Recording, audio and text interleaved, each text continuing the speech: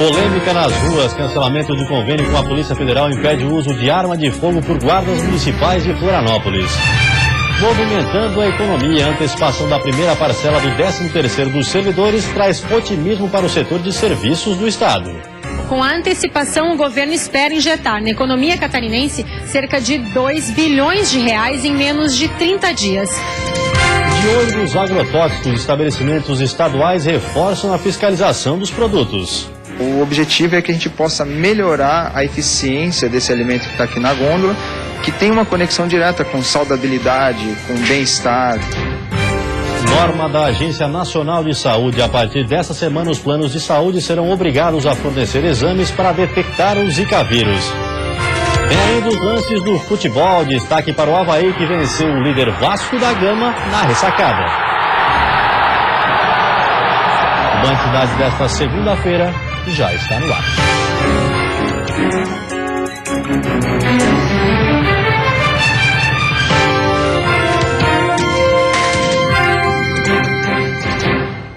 Olá, boa noite. Guardas municipais de Florianópolis estão atuando desde sexta-feira sem armamento. O convênio com a Polícia Federal foi cancelado. 170 agentes da Guarda Municipal de Trânsito de Florianópolis não renovou o convênio com a Prefeitura, alegando que faltam horas-aulas de cursos de tiro. E com isso, os agentes ficaram sem o porte de arma. A Prefeitura está tentando reverter a situação, já que o convênio assinado com a Polícia Federal foi ainda em 2008. E o maior número de horas que está faltando, que vai demorar um tempo para ser cumprido, né, são de armas de repetição, armas que a Guarda não tem, não teve, nunca usou. Né? Então, seria um tiro de revólver e tiro de arma 12, nós não temos, estamos querendo comprar agora ainda arma 12. Então, nesse período, que a Federal alega de falta de treinamento, são com essas armas, que a Guarda não tem, nem usa, nem vai usar revólver. O secretário explica que documentos estão sendo reunidos para serem encaminhados à Justiça e que já foi solicitada a realização de novos cursos para preencher as horas que estão sendo cobradas pela Polícia Federal. O que nós vamos fazer é pedir que o Judiciário, né, assim como em outras ocasiões houve com a própria Federal, estenda esse convênio por mais 4 meses, nos dando a oportunidade de concluirmos o curso. Em nota, a Polícia Federal afirmou que o convênio expirava em 30 de junho deste ano e que desde o ano passado informou ao governo municipal que cumprisse com os requisitos, mas os documentos necessários não foram apresentados. Informou ainda que aguarda a documentação para a formalização de um novo convênio. Julho começa com novidade nas estradas. Nessa sexta-feira passa a valer a lei que torna obrigatório o uso de farol baixo nas estradas durante o dia. Nas rodovias da Serra Catarinense, a maioria dos motoristas já se adaptou à medida. Mas ainda há gente que não liga o farol baixo ao trafegar durante o dia. Uma infração que a partir de sexta-feira vai custar R$ 85,13, além de 4 pontos na carteira de habilitação. Acima da norma, né, acima da lei está a segurança, né, e o objetivo deixa bem claro nessa normativa que é aumentar essa segurança de todos que transitam na rodovia. Para muitos motoristas, o difícil mesmo é lembrar-se de ligar os faróis de dia. Só lembra de noite, né? Mau hábito, né? O pessoal usar vai ser bastante difícil. Vai ser difícil, muita gente vai ganhar multa na estrada, pode ter certeza. E é para lembrar os esquecidos que a PRF está orientando os motoristas sobre a nova norma de trânsito. Segundo este policial, esse é mais um dispositivo de segurança que vai auxiliar no trânsito. Um dos benefícios é permitir que o motorista tenha uma visibilidade à sua frente de pelo menos 3 quilômetros de distância. O veículo transita com o farol ligado mesmo durante o dia, ele chama mais atenção e ele pode ser identificado de uma distância maior, né? Então quem visualiza ele de uma distância maior, ele vai ter mais tempo de tomar alguma ação que possa evitar algum tipo de acidente. Em países como os Estados Unidos e o Japão, essa lei já existe. Pesquisas nesses locais foram importantes para justificar a nova regra aqui no Brasil. Segundo um estudo norte-americano de segurança viária, a medida reduziu em 5% o número de colisões entre carros e em 12% entre ciclistas e pedestres. A lei vale para todas as rodovias nacionais, inclusive as que atravessam perímetros urbanos. A partir da próxima sexta-feira, o motorista que for flagrado dirigindo assim terá que pagar por isso. Uma infração que pode ser evitada apenas acendendo os faróis, também de dia. Você vai ver a seguir: planos de saúde serão obrigados a fornecer exames para detectar o Zika vírus. E também como funciona o programa que monitora os hortifruti granjeiros que chegam até os supermercados.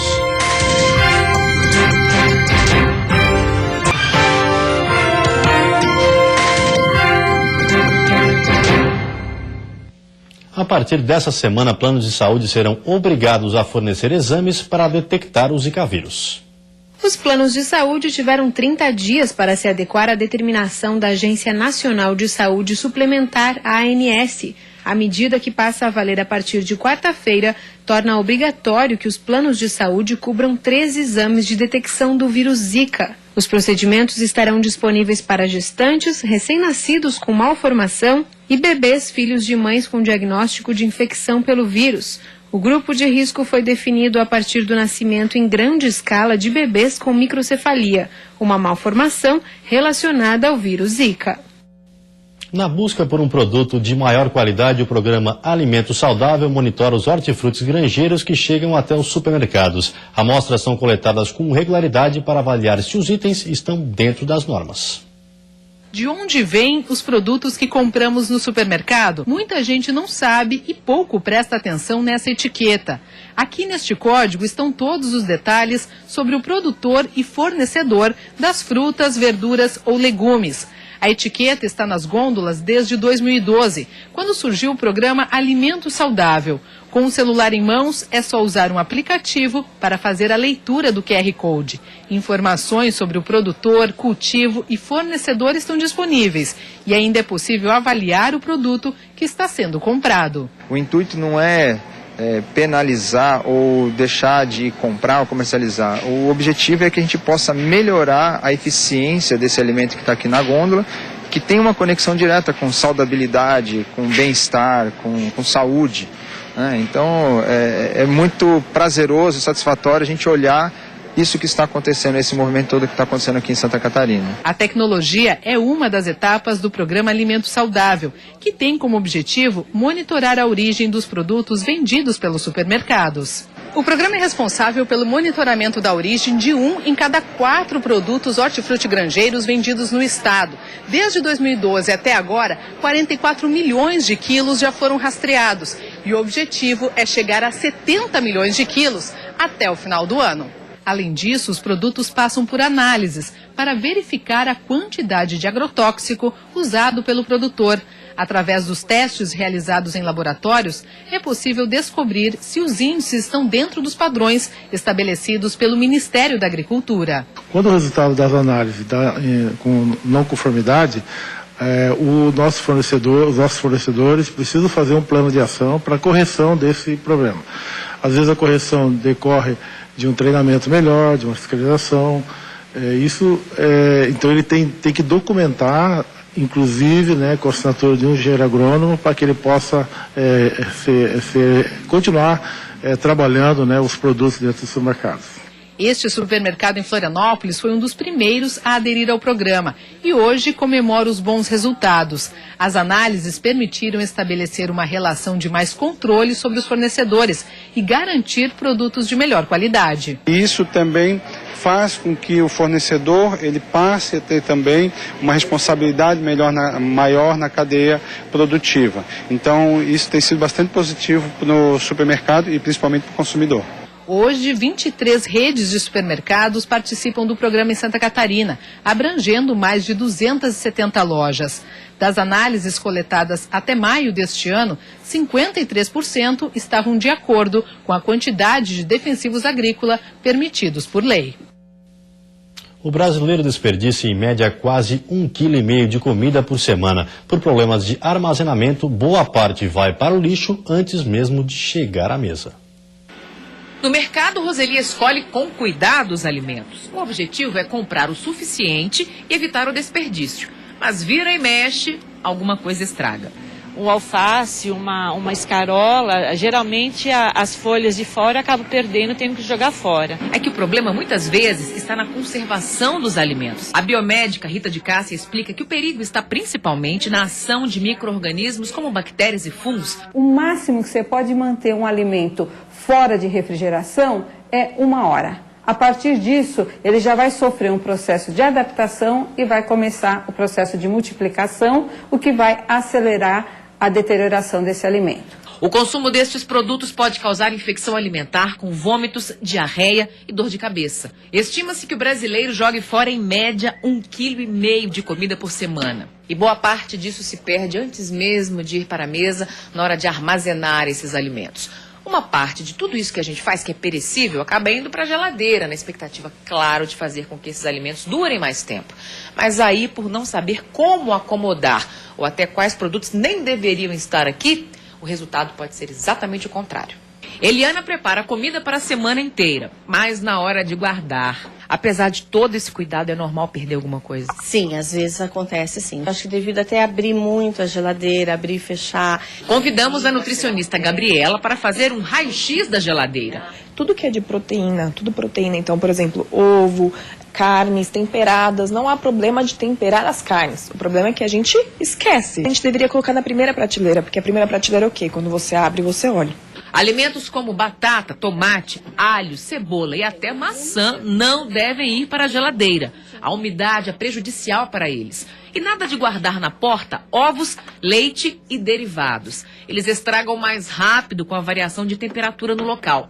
Verduras devem ser lavadas e guardadas secas em sacos plásticos. E atenção aos prazos. Comida pronta na geladeira dura em média 2 dias. Sabendo de tudo isso, a gente toma mais cuidados, mesmo que a gente leve um pouquinho mais de tempo para preparar tudo, você acaba economizando, né?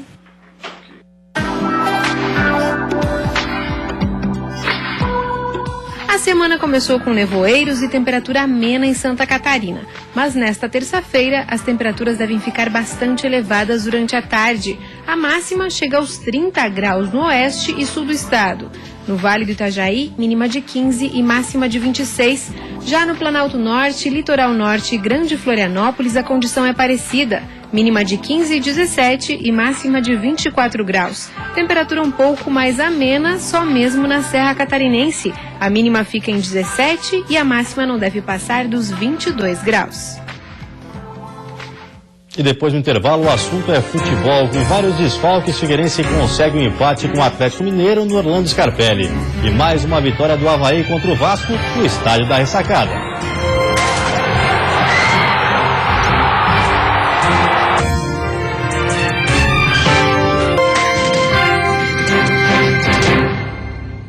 Futebol, um jogo marcado por muita catimba, jogadas duras e expulsões, o Figueirense empatou com o Atlético Mineiro no Orlando Scarpelli. Confira os principais lances. Logo nos primeiros minutos, a boa fase do Atlético e a de Fred se confirmaram. No contra-ataque do Galo, ele recebeu esse cruzamento de Douglas Santos e meteu a cabeça na bola. Gatito ainda tentou segurar, mas já estava lá dentro. 1-0 Galo. O Furacão tinha dificuldades para se aproximar da área e começou a tentar de longe, como nesse chute de Eli Carlos. E até poderia ter surgido uma boa chance se o juizão desse pênalti quando o Badi desviou e a bola bateu no braço de Eraso. Só que ele não viu irregularidade no lance, mandou seguir. Depois do gol, o Atlético não criava muito. A melhor chance veio no chute de Casares, que Gatito espalmou. Quando o Figueira chegou, foi num lance estranho. No cruzamento quase sem ângulo de Ayrton, a bola bateu na rede pelo lado de fora, mas assustou o goleiro Vitor. No segundo tempo, o Figueira parecia ter voltado mais motivado. Jocinei tentou o chute de longe, mas o destino dele não era fazer o gol. Era dar a assistência para o empate. Depois que Fred perdeu a bola no ataque, Jocinei deu esse lançamento perfeito para Hermel tirar do goleiro com um toquinho e fazer 1-1. Eram apenas 6 minutos do segundo tempo. O que já era bom para o Figueira ficaria ainda melhor. Depois do gol de Hermel, Fred foi expulso e deu uma vantagem maior para o Figueirense. Aos 13 minutos, Fred deixou o braço no rosto de Eli Carlos e foi expulso. Era tempo de sobra para aproveitar a vantagem numérica, mas parece que a dificuldade para chegar aumentou para o Figueira. Até Bruno Alves deu uma de atacante para tentar a virada, só que ninguém chegou para completar. Aí teve o erro bizonho de Werley, que Carlos só não aproveitou porque Gatito estava ligado. No ataque do Figueira, continuou faltando eficiência. O cabeceio de Queiroz foi fraquinho, nas mãos de Vitor. E a frustração e o nervosismo se traduziram nesse tapa, que Iago deu nas costas de Júnior Urso aos 47 minutos. Iago expulso e empate decretado no Scarpelli.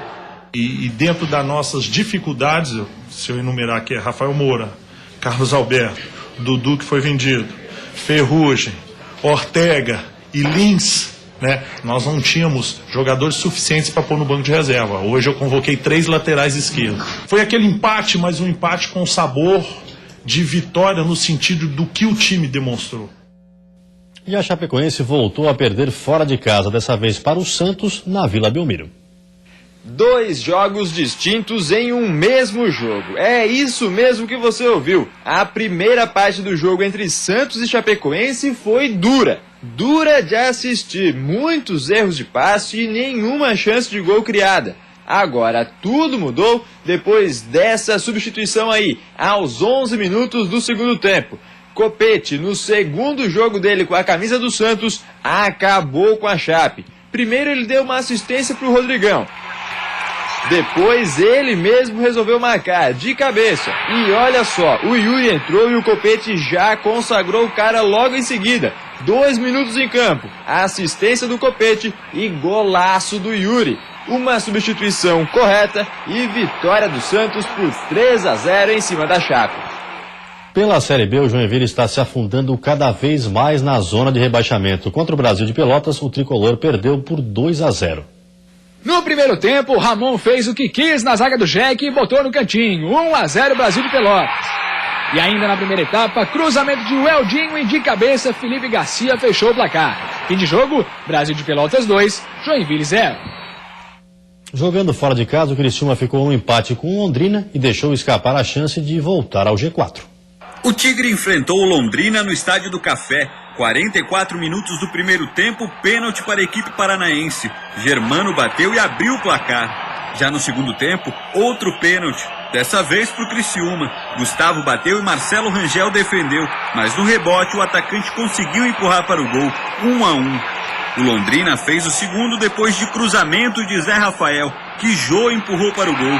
Mas o Tigre foi buscar o empate. Bola na área e Rafael Silva subiu para marcar. Fim de jogo, Londrina 2, Criciúma também 2.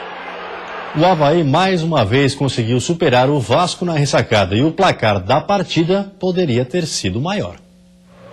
O primeiro tempo foi muito nervoso, com vários erros de passe e pouca criação. Mas a primeira boa chegada foi do Leão. Depois dessa confusão na área, o goleiro do Vasco ficou no chão e o William desperdiçou a chance de abrir o placar.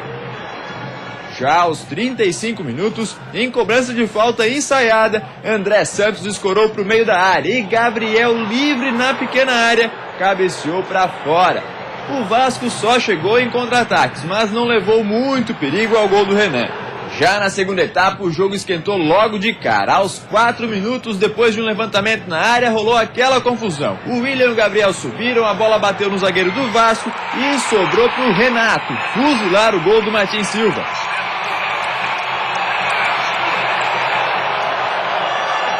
O empate do Vasco por pouco não veio nesse lance. O Caio Monteiro deixou o alemão no chão e tocou para Marcelo Matos, que de primeira quase encobriu o Renan. Mas o Avaí tratou logo de ampliar a vantagem. Lucas Fernandes limpou a marcação na direita e cruzou para Rômulo, que driblou Martins Silva e fez o segundo gol do Avaí.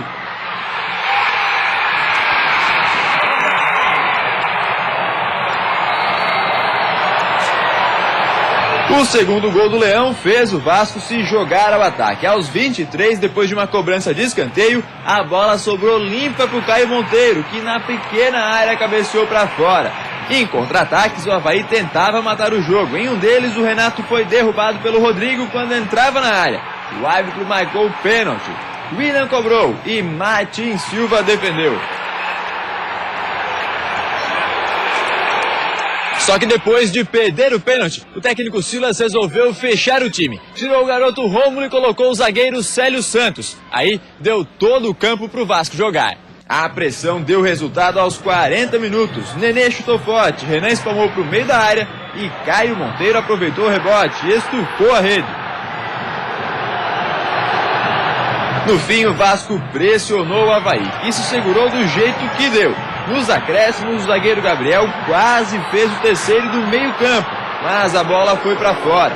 Nada que fizesse falta, já que a vitória já estava garantida.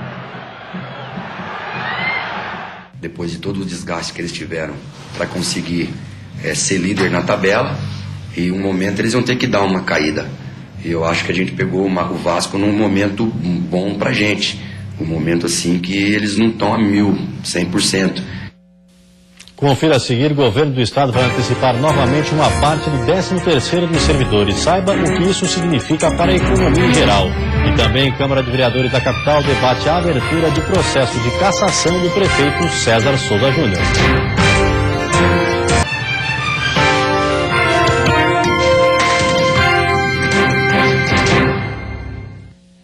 Pelo 10º ano consecutivo, o governo de Santa Catarina vai antecipar o pagamento da primeira parcela do 13º dos servidores. A medida deve movimentar a economia do estado.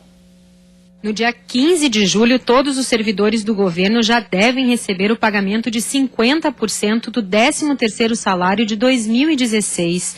São mais de 150 mil trabalhadores ativos e inativos do Poder Executivo, incluindo fundações e autarquias estaduais e também pensionistas pagos pelo IPREV. O pagamento da metade do salário do 13º dos servidores já é uma tradição de pagar no mês de julho.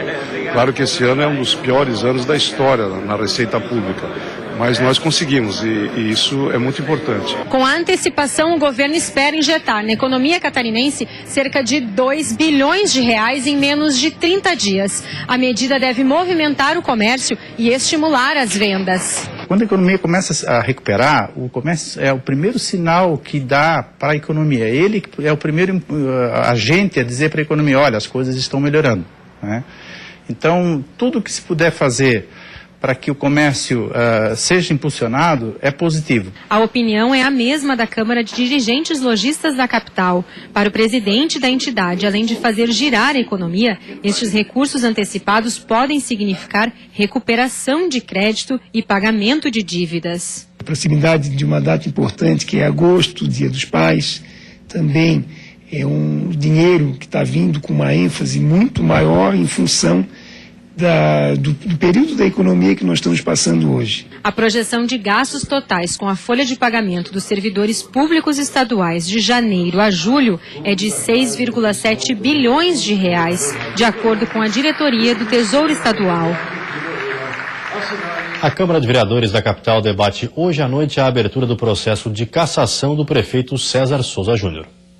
O assunto entrou na ordem do dia depois que a CPI dos radares foi concluída. O relatório final da comissão, apresentado na semana passada, apontou que o chefe do executivo sabia dos aditivos contratuais aprovados pelo comitê gestor da prefeitura. Conforme os vereadores, havia um esquema de blindagem ao prefeito e o comitê terceirizava suas decisões. Fora isso, a CPI alega que a prefeitura não atendeu às convocações ou pedidos de informação feitos pela Câmara de Vereadores. A votação do relatório que sugere a cassação do mandato do prefeito é um dos encaminhamentos finais da CPI. As investigações começaram ainda em 2014, quando 2 guardas municipais foram apreendidos pela Polícia Rodoviária Federal com cerca de R$100 mil e um aditivo contratual para a empresa COP no Rio Grande do Sul. Este episódio da apreensão do dinheiro culminou também na Operação Ave de Rapina, deflagrada pela Polícia Federal. O prefeito da capital, ao ter conhecimento do relatório na semana passada, disse que a versão apontada pela comissão não condiz com a realidade. E você fica agora com o Jornal da Band. Uma ótima noite a todos e até amanhã.